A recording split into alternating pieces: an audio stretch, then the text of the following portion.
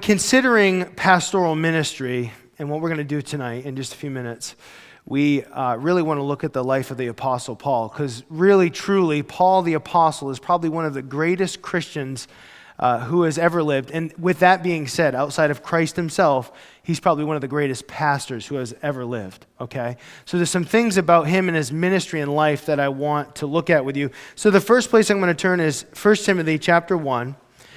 Then we'll go to 2 Corinthians chapter 11, and then we'll go to 2 Timothy chapter 2. So hopefully you can follow there.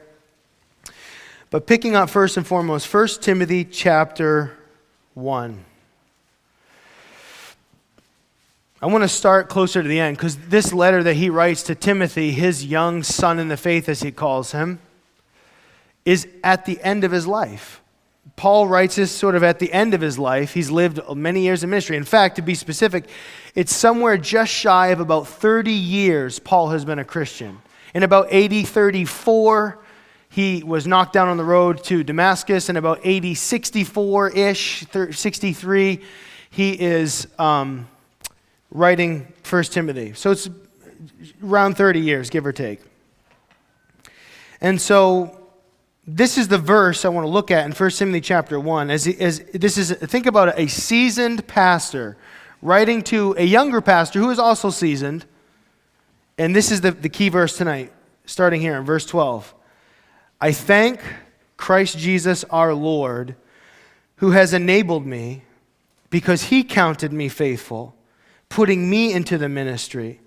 Although I was formerly a blasphemer and a persecutor and an insolent man, but I obtained mercy because I did it ignorantly in unbelief.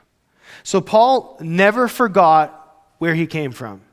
You know, he never got lifted up in pride and thought of himself better than he was. He always remembered that fact, because no doubt someone probably had to have said to Paul, hey, Paul, check your pride or whatever, like we do. Make sure you're not getting too arrogant. But what we forget about Paul, he never forgot about himself. You know what it was? He killed Christians. And there was always part of him that thought, how is he ever worthy to be what he was, a pastor and a leader? And so we might forget that about Paul. Paul never forgot that all the way to the very end. 30 years later, he's like, I honestly am so thankful, and I can't believe this. Now, key thing we want to look at here is that he was thankful. Do you see that? Paul was thankful that the Lord put him into ministry. And I say that that's huge tonight, because the reality is not all pastors are thankful to be in the ministry. Because quite frankly, ministry is very hard. I try not to make a big deal of it, and sometimes people will say, oh, I'm sure it's really hard. Yeah, it's part of the deal. But there's plenty of people, plenty of testimonies and eyewitnesses. There are men that have been in special forces operations that have seen combat, and they said, I'd rather do that any day of the week than be a pastor. This is the hardest thing that's ever happened to me. It's challenging. There's no doubt about it. And I say that because there are some pastors that would literally say, I hate ministry. In fact, let the stat speak for itself. You ready for this? 1 out of every 10 pastors that start out will ever see 40 years of ministry. 1 out of 10. That means 9 other guys that started out, they're like, yeah, it's not worth it. They did a church or two, and they gave it a whirl, and they're like, not my cup of tea. And they get down the road far enough, and they're like, it's not worth it. I don't like it. Yeah, I don't know. Why would I do this anymore? And they give up. They quit. 1 out of 10 pastors that you'll meet will actually stay true all the way to the finish line. It's incredible. And I say that because Paul won't live to be 40 years deep in his Christian faith, just over 30. But here's the thing. I am so blessed by this. I've been so enriched and blessed by this over my life. I thank Christ Jesus that he enabled me and called me and put me into ministry. He's thankful. Do you see what I'm saying? He's not like some bitter pastor. I've heard bitter pastors say stuff like this. I love being a pastor. I just hate people. Well, isn't that wonderful? Unfortunately, ministry is all about people, isn't it? It's about serving people. And pastors say that, I love being a pastor. I hate people. Well, you're in the wrong thing, man. Get out of it. But Paul, and I point this out because this is at the end. He says, I'm thankful, man. I'm thankful. That's a real pastor right there. And part of it, I'm just so convinced of it because it's right here. It's right here for us to see. part of it is that he never forgot. He never forgot where he came from, who he was before Christ. He never forgot that. So therefore, every day that he wakes up and he gets to do, and we're going to read what he did, by the way, in just a moment. And when you read that list, it's like, I would have quit. What is he doing? And he did that. That was ministry for him. So that being said, file this away as we move forward. Paul, 30 years later, still thankful for the opportunity to be a pastor, to be a leader, to be called by God. That being said, that brings us to 2 Corinthians chapter 11, I mentioned earlier.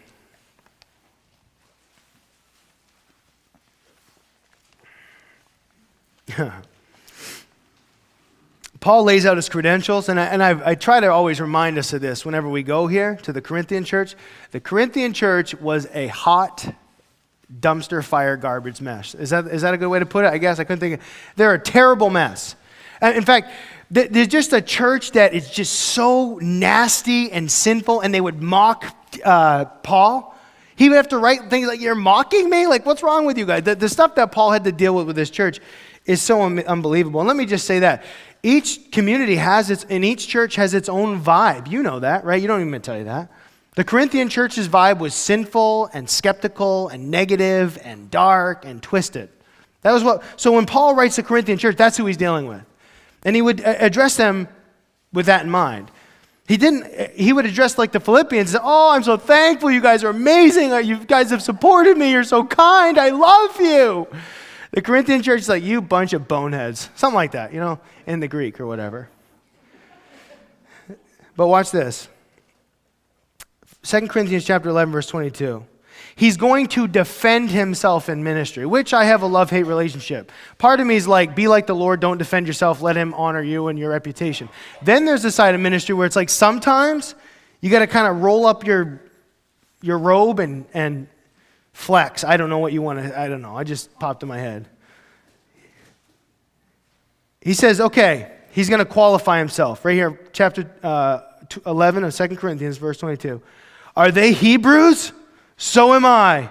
Are they Israelites? So am I. Are they the seed of Abraham? So am I. Are they ministers of Christ? Well, I speak as a fool. I am more in labors more abundantly, in stripes above measure, in prison more frequently, in deaths often. Now, before we read on, whoa, okay? Whoa. What he's doing is he is mocking their mockery. Because they're like, Paul thinks he's a hotshot. Paul thinks he's a pastor. Paul. And he's like, oh, okay, so let's go on your list of qualifications. So a man has to be a Hebrew. So a man has to be an Israelite, has to be of the seed of Abraham. He's like, you don't think I am those things? Now, that might sound crazy to you, friends. But being a pastor, I can tell you, happens with every pastor that walks on the face of the earth. Misjudgment. And people literally believed that Paul wasn't a Hebrew. They're like, Paul's not even a Hebrew. And someone's like, yeah, he's not even in Israel. What's he think he's talking about? Now, we don't take that for granted, probably because we know that he was. But there were people saying he wasn't. He's like, okay. So to be a real minister, a pastor, I got to be a Hebrew? I got to be an Israelite? Got to be from the seed of Abraham? Well, I am. I am all those things. Which instantly, I know it sounds super almost like, what is the point of that? People propagated stuff about Paul that wasn't true. They said, he's not even a real pastor. And then they started making up these qualifications. He says, but I am. And then he says, are they ministers of Christ? See, what they have done is they've conflated the idea, like we do today, the idea of a minister or pastor is often, in our minds, someone that we have to serve. Someone that's of dignity and respect and honor, which is all true. But we've elevated even the title of minister to something so sacred and unique. What the word minister meant was the lowliest of slaves. It was a lowly servant. And that's what he's using. He's using the idea, and he's spinning it. He's saying, are they humble servants? Is that what they are? The guys you're talking about? Are they humble servants? Because you remember, the Corinthian church, they desired Apollos because Apollos was strong in his stature and he could orate very well. That's all covered in the earlier chapters of Corinth. So that's what they had envisioned. Like a pastor to them looked a certain way, talked a certain way, and that's what they respected. And so he's like, oh, so you don't think I'm a pastor? Okay. Which is crazy because, okay, Ken Graves isn't here tonight, but how cool would it have been if like, hey, the Apostle Paul's going to be here tonight? I don't think a soul would have missed it in 100 miles, right? The Apostle Paul, he's like the greatest ever. And like people are like, imagine trash talking him. And here's what I'm going to tell you something. This will maybe blow your mind. It blows my mind all the time. Think of your favorite pastor and then realize you're looking at him. No, I'm just kidding. No, that was fun to do that. But seriously though, think of your favorite pastor online. I'll give you that. They're out there. Whoa, man, I just love listening to, maybe he's gone. But who is your favorite Bible teaching pastor that you so look up to and so respect? And you thought to yourself, man, maybe I'd move there. Man, I just love them. Man, I just so respect them. And man, I just love to get to know them. Let me tell you something. They have men and women that hate them, that can't stand them, that talk bad about them. Every one of them. Think about your favorite pastor wherever they are. And I'm telling you right now, for me, like Joe Focht, it is hard for me to believe that it is possible for someone not to like Joe Focht. And people don't. I know, I've heard the trash talk from other pastors and people. And I'm like, you don't like Joe Focht? Have you lost your mind? And it's stuff like that tells me, oh, it happens everywhere. It happened to the Apostle Paul. People were trash talking the guy. My mom's calling, so I'm wondering, am I in trouble? No, I'm fine. Okay. So are they ministers of Christ? Are they ministers of Christ? And this is so awesome, friends, to be able to look at this tonight with you. I speak as a fool. I am more. And so, here's the deal. I labor more abundantly. I think it's 1 Corinthians 15, if I'm not mistaken. He says it more explicitly. He says, I labor more abundantly than they all. You know what he's saying? Any apostle that walks on the face of this earth, I guarantee you I work harder than they do. That is an awesome thing to say, isn't it? I mean, I don't think you can just say that without some kind of qualification. Like, people that know you would be like, that's not true, Paul. You're kind of lazy. You like watching Netflix, right? Like, anyone that you could talk to would be like, nah, dude, when you hang out with Paul, it's kind of like miserable. Ask John Mark how he liked it. Miserable. One boat ride with him, and he's like, this guy's nuts. He doesn't sleep. He's always rambling and studying and teaching and preaching and confrontations and getting killed and dragged out of cities. And, it's too much, man. I'm out. So when he says, I labor harder than anybody else, I mean, who else that we know of, even in modern times throughout history, would do what Paul did? Roll up in a city, and within a few days, everyone wanted to kill him. Because we all get worried about that now. Oh, be careful. People might not like what you have to say. Do you think Paul cared about that? He was so confrontational the way he handled himself. People were like, kill that guy. And everyone was like, yeah, and they did. They tried. It's amazing. It's amazing what Paul went through. But I just focus on that with me for a minute. And John, hear this tonight, man. I labor more abundantly. You've been to my house. You've been in the gym. You see one of my slogans right there. Can you picture it? Nobody cares. Work harder. I love that. Whenever I say to myself, oh, my life is so hard. Oh, I work so hard. I look at that and I'm like, I'm such a wimp. I got to get back to work. What's the solution? Work. I'll never forget when the Lord, I remember coming one time exhausted to the Lord. Lord, I am so exhausted. I need a break. I can barely breathe. And he's like, get back to work. Work harder. It's like, you can't be serious. That cannot be the remedy. We're like, yep, I want you to do more. Nobody cares. Work harder. In labors, more abundantly.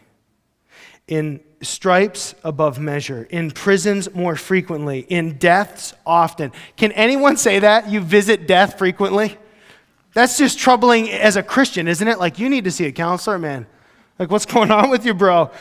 In deaths, often. This is the Apostle Paul. And this is, again, here's his ministry. You ready? Verse 24. From the Jews, 5 times I received 40 stripes minus 1. 39 times they beat him, tied him to a stake or a rock, and beat his back 39 times. Not once, not twice, not thrice, 4 times. At what point do you say, I don't know if ministry's for me? This was his ministry. And that's an awesome thing to brag about. 4 times I was beat with rods. I was beat, -1. Verse 25. 3 times I was beaten with rods, here. Once I was stoned with rocks. 3 times I was shipwrecked. A night and a day I've been in the deep. Okay, easy to read. Easy to read. Who wants to get shipwrecked in the Mediterranean Sea and float all night long by yourself? Not me. I'm way out on that. Way, way, way out on that. I was shipwrecked. A night and the day I was in the deep. In journeys often. In perils of water, in perils of robbers, in perils of my own countrymen, in perils of Gentiles, in perils of the city. This is all danger, by the way. In danger in the wilderness, danger in the sea, danger among false brethren, in weariness and toil, in sleeplessness often, in hunger and thirst and fastings often, in cold and nakedness, beside the other things. This is the hardest thing. What comes upon me daily, my deep concern for all the churches. What's crazy is any one of those things on that list for us would be like a game changer, showstopper, life changing. And Paul's like, those are all challenging things. Those are all part of my life. But he said, the thing that gets me the most is the daily concern, my deep concern for the churches that I planted. Friends, this is an insight in the heart of a shepherd, a pastor, Paul. His greatest struggle isn't with the physical pain and the trials and the sufferings. It's the concern that he has. How's that church doing? Because here's what I've learned something. It's kind of a slogan I'm working on. It's not great. It's kind of like lame, so give me some time. It'll get better. But it goes something like this. Any group of idiots can divide. You know what I mean? It's like, it's kind of cool, but not really. It's like any group of idiots can divide, but it takes mature Christians to unite together, doesn't it? Any group of idiots, I don't agree with you, I hate you. Anybody can do that. It's like takes no brain cells at all, right? It takes a lot of love and compassion and grace and mercy and kindness and long suffering, like the Bible calls us to actually be able to work together long term, right? It takes a lot more for us to stay united than it does to fall apart. And that's why I'm telling you, Paul was like, oh, I really hope the Corinthian church gets it. I hope they kick that guy out that's sleeping with his stepmother. Like, seriously, I hope they do that. Because he sends the letter, but we take for granted he doesn't know. We'll find out in 2 Corinthians they dealt with it, which is a blessing for Paul. He'll say, oh, I'm so thankful. But he doesn't know for months. He didn't have Facebook and hey, he gets to text the elders. Hey, how'd it go, guys? Oh, good, he did it, good. He has to sit with months in prayer and say, Lord, please tell me that church kicked that guy out. That they got rid of that guy and they dealt with him, right? He doesn't know. Those are the kind of things that weigh on him and weigh on him and weigh on him. Did they receive that? Did they get this? Have those people been prayed over? Did those people unite? You know, the first chapter of Corinthians starts out real awkward like, you know that? Because he's going to confront the church. You know what he says? He's like, all the beans have been spilled, right? Everything you guys have said has been spilled. And the first question they're all going to ask, like, how does he know? And you know what he says? The house of Chloe told me so. If you're Chloe, that's kind of awkward, isn't it? Like, say you're, hey, Chloe, and they're reading this letter like, oh, Paul said, but all the beans have been spilled in Greek. And Chloe told us. Everyone looks at Chloe like, you did what? How do you think? Paul doesn't know their response. Did they kill Chloe? Who knows? He doesn't know. He doesn't know. He's just like, Those are the kind of concerns that weigh on him day after day after day. Okay, so I'll make it a little bit lighter and more fun, okay? 'Tis the season, isn't it? Look at you know what season I'm talking about, right? The season for ice baths. They're here. You get yourself a little primitive tub, little rub-a-dub-dub tub, put it out back in your yard, in the field, on your deck. Fill it up with a little bit of water. Let it sit outside for a few hours, and then every day you get to dip yourself in there for 3 to 5 minutes. No, not everyone does that, huh? We all set up trees, though, right? That's it. Now, you might wonder, if I told you, I would tell you, I'm back. Baby, I'm back doing ice baths. I'm saying that for you, BJ. I'm back, baby. Last few days, it's miserable. Oh, and it's like every day I look out the glass, I'm like, I just hope it just disappears all of a sudden. Like that it would just go away. You do it too? Well, maybe if I drink coffee, I'll want to do it. And I come back and I look at it like, nope, definitely not anymore interested in doing it now. But I just pushed today I got in there, I told myself as I'm getting in, breaking that layer of ice, I told myself I'm going to do this, and I paid money for this stupid thing. And I said, I'm doing that whole thing, right? And then my wife says in the way, she's like, why do you do that? Like, what a great question, right? Like, why do you do that to yourself? And so I have an answer for that. A long answer, but I'll make it short. I pulled into Circle K yesterday, or the other day, whatever it was. I pulled into Circle K and got out and went to the door that I always go to on the side, and it was locked. And it was like a little sign that's like, please go around and use the front door. And I kind of like I got my kid with me, so I'm like, oh, no problem. We just walk around. But in my heart, I'm like, oh, that's so stupid. Like a little baby inside. Just acted all cool. Well, anyways, I'm inside, buy a cup of coffee, and the lady's like, yeah, I'm really sorry about the door. We have it locked because people have been slipping as they come in. There's no mat there, and we're worried about everyone's safety, so we're just sending them around the building. That a little bit of insight gives you like, whoa, you're instantly like, wow, man, I'm such a loser for thinking like that, right? Push the door on the bar, you can go out that way, just be very careful, it's real slippery, and so on and so forth. I get in my truck, this couple gets out, and they go to the door, and he's like shaking the door. He's doing what I wanted to do, but I'm a pastor, so I can't. Swearing at it, and it's just ridiculous, and doing the whole like, is it Marv from Home Alone or whatever? Doing the whole thing. I was like, look at that grown man act like a baby. It was really me a minute ago, but I was like, look at that. And that is my answer why I do ice baths right there. That's why. Because if it's so inconvenient to walk around 18 steps to go in another door to a convenience store, that's how bad off we are. So that's why I'm in ice baths, and now you're wondering why you're even telling us any of this. And I'm telling you that because of a quote that I came across, and let's see if I can dig it up real quick. And it's just simply about Paul the Apostle.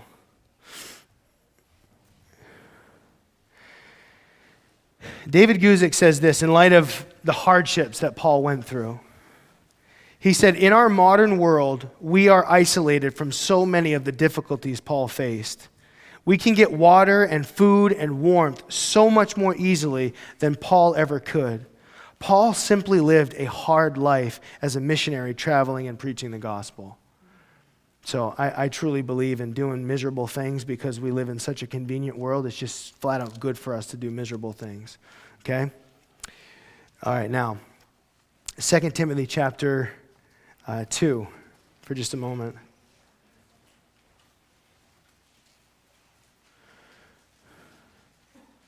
Now I'm starting to wonder if this is a good ordination sermon or not. We can blame it on the fact that I was ill-prepared. How about that?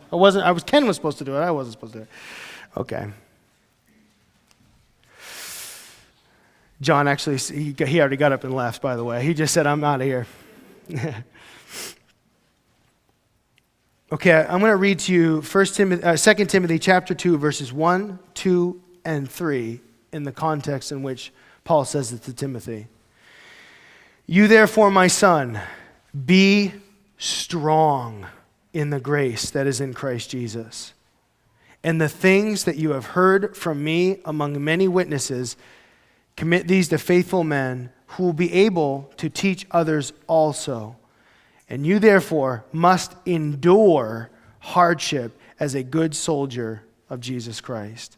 Isn't it interesting that sandwich between passing the message on and passing discipleship on is being strong and enduring hardship? Think about that. When Paul's relaying the mission of a pastor to a younger pastor as he's getting ready to sign off this earth, be strong and endure hardship. Be strong and endure hardship. Those are the two buns that make up the sandwich here. Now, this is what we are part of, friends. We are part of a great relay. I don't know why, I don't fully know how, but I do know that God has called men throughout the ages to be pastors. I mean, in a way I know and I could articulate it, but what I mean is, it's a mystery. But this is part of God's plan, like the church, right? But then like pastoral leadership. It's God's plan. It's his idea. And this whole relay thing has been going on all the way back to what we're reading here with Paul and Timothy. And those men handing it over and handing it over. One of my favorite old quotes is, all success without succession is ultimately failure. Everything that we're doing, we're passing on to somebody else, right? And so Paul is doing that, but not only is he doing that to Timothy, but what he's encouraging Timothy to do is to pass it on. He's like, Timothy, you've heard everything I have to say, man. You know what I'm all about. You've heard it plenty of times from lots of people, but now it's on you, and you have to do that for other people. It just keeps going on and going on and going on. It's a high watermark, friends. It really is. In church, anytime in church history, anytime you see it, whenever God is really moving, do you know what he's doing? He's blessing people with spiritual leadership. Check that out. Do some church history. It's amazing. You look at certain generations and time frames and areas where God moves, you'll always find a man or men that God has called to be spiritual leadership, and it's powerful. It's amazing. Whether it's a local church, a big thing, a whole revival, there's always men or a man that God has called. In fact, Greg Laurie said, who lived through the last great revival in America, he said revival is the right man at the right place at the right time. Revival is the right man at the right place at the right time. That's how Greg Laurie said it.